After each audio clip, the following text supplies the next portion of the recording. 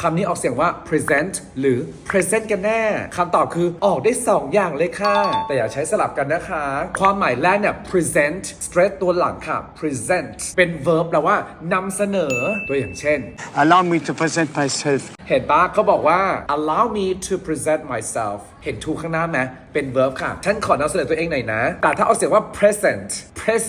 stress พยางค์หน้าค่ะมี2ความหมาย1แปลว่าปัจจุบันตัวอย่างเช่น Olivia's taught me to live in the present. เขาบอกว่า Olivia has taught me to live in the present แปลว่า Olivia สอนฉันให้อยู่กับปัจจุบันเสมอ2ค่ะแปลว่าของขวัญออกเสียงว่า present เหมือนกันนะคะตัวอย่างเช่นIt's a present. เขาบอกว่า it's a present แปลว่ามันเป็นของขวัญค่ะสรุป present เป็น verb